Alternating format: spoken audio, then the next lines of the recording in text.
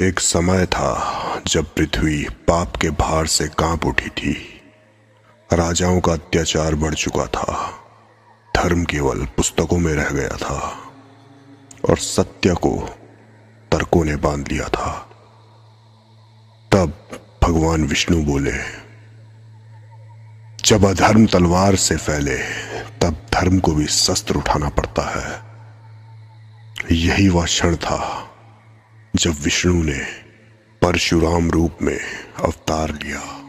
एक ब्राह्मण का पुत्र पर योद्धा का हृदय लिए हुए एक ऐसा अवतार जिसने 21 बार पृथ्वी को क्षत्रियों से रिक्त किया और फिर अंत में मौन साधना में विलीन हो गया।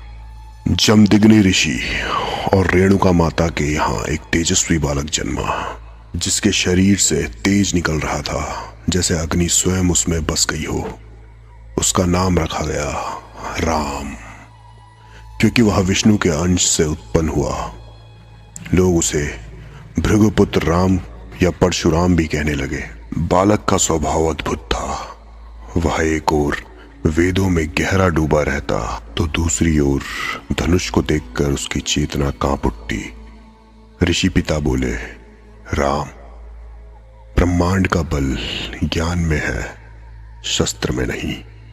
पर राम का उत्तर था, गुरुदेव, जब अधर्म शस्त्र से फैलता है तब ज्ञान को भी कवच पहनना पड़ता है। एक दिन जब राम के पिता जमदग्नि ऋषि अपने आश्रम में तप कर रहे थे, राजा कार्तवीर्य अर्जुन, जिसे सहस्त्र अर्जुन भी कहा जाता है, वो वहां आया। उसने कामधेनु गाय देखी जो इच्छा अनुसार सब कुछ देती थी। अहंकार से भरा राजा हंस पड़ा और कहने लगा, ऐसी गाय केवल राजमहल में शोभा देती है, किसी ब्राह्मण के पास नहीं। ऋषि ने कहा, राजन, यह गाय मेरे तप का फल है, इसे बल से मत छीनो। पर सहस्त्रार्जुन ने नहीं माना। उसने गाय छीन ली और लौट गया। जब परशुराम लौटे और यह सुना, उनकी आंखों में अग्नि जल उठी। वह बोले, अधर्म के विरुद्ध मौन रहना भी अधर्म है। उन्होंने अपने पिता का आशीर्वाद लिया और उठाया परशु, जो स्वयं भगवान शिव ने उन्हें दी थी। परशुराम राजा के महल पहुंचे, अकेले, न सेना न रथ। राजा ने हंसकर कहा, तू ब्राह्मण होकर शस्त्र उठाएगा? परशुराम ने उत्तर दिया, जब धर्म को बचाने के लिए कोई नहीं उठता तब ब्राह्मण का मौन भी अग्नि बन जाता है। भीषण युद्ध हुआ। परशुराम के एक वार से सहस्त्रार्जुन का सहस्त्रबाहु धराशायी हुआ। राजमहल में सन्नाटा छा गया। पर यह तो बस आरंभ था, क्योंकि जब परशुराम आश्रम लौटे, उन्होंने देखा उनके पिता की हत्या हो चुकी थी। राजा के पुत्रों ने प्रतिशोध में जमदग्नि ऋषि का सिर काट दिया। रेणुका माता रोती हुई बोली, राम, तेरे पिता का रक्त धरती ने पी लिया है। परशुराम ने मुट्ठी में मिट्टी भरी और कहा, यह मिट्टी अब क्षत्रियों का रक्त मांगेगी। उन्होंने प्रतिज्ञा ली, मैं 21 बार पृथ्वी से क्षत्रियों का संहार करूंगा। और फिर आरंभ हुआ एक अग्निकाल। राजाओं के राज्य जल उठे, अत्याचारियों का वंश मिट गया, धरती फिर संतुलित हुई। परशुराम शांत थे, पर भीतर अब भी तूफान था। वर्षों बाद जब युद्ध समाप्त हुआ, परशुराम एक पर्वत की चोटी पर ध्यान में बैठे थे। एक युवा योद्धा आया जिनका नाम था राम, अयोध्या के राजकुमार।